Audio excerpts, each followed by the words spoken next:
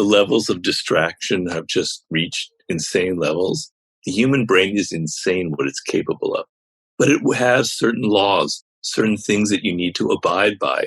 And one is when you have undivided attention to something, when you focus, when you concentrate, you are maximizing the powers of the human brain.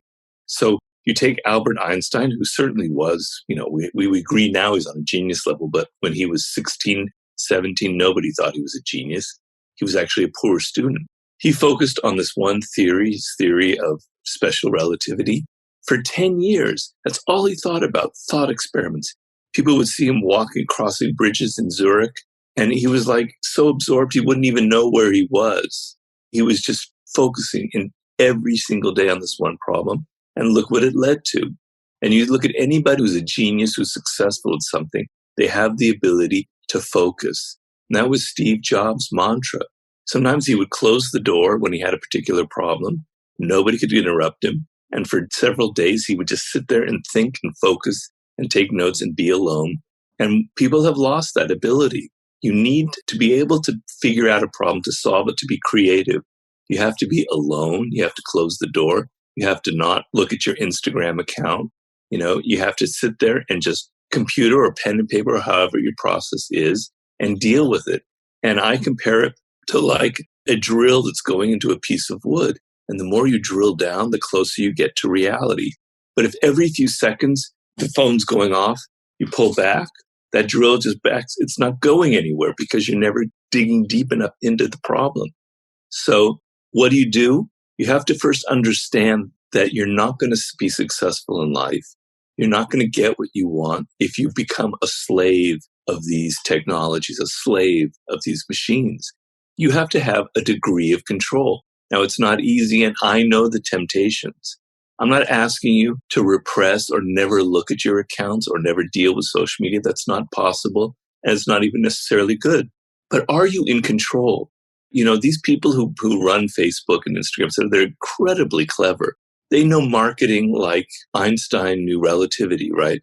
And they know all the gadgets and the tricks for getting your attention, making you addicted to checking out your feeds every day and to getting that like and getting people to respond. And so you're a slave, you're addicted. You have to understand that. It's like a horse that you're on top of. If you don't know how to hold the reins, that horse will just go anywhere.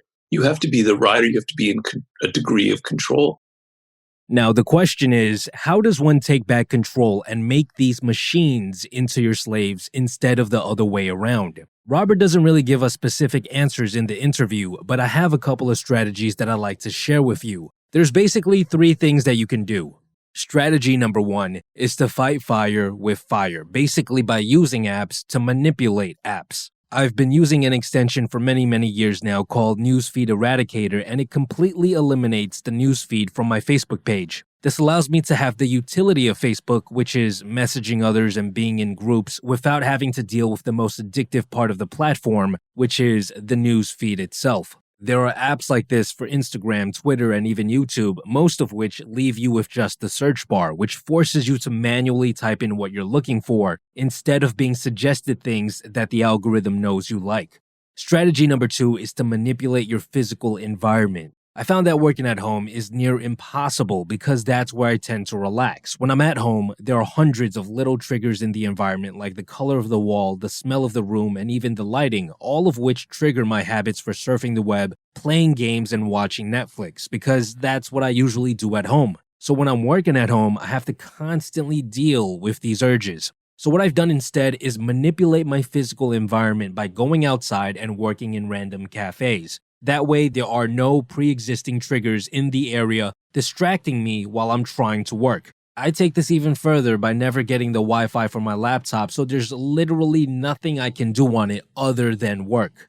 And finally, strategy number 3, you can start taking back control from the mechanical algorithm overlords by training yourself like a dog while you work. Now, this isn't the best strategy because, like Robert Greene said, some of the best work is done when you're able to focus for extremely long periods of time. But let's be real, most of us are struggling with focusing for just 15 minutes, let alone 5 hours at a time, so I think it's a relatively good idea to start by training yourself to be able to work in 10, 20, and eventually 30-minute focused intervals. And a great way to do this is to work for a bit and then purposely reward yourself for a short period of time, sort of like how you would give a dog a treat after he does a trick. I do this all the time. I'll write or edit a script for 20 minutes and then I'll take a short little break and play a round of a card game that I like on my phone, and then I'll go back to work. This way, you essentially train yourself to expect a reward for your hard work, which actually makes you want to work more.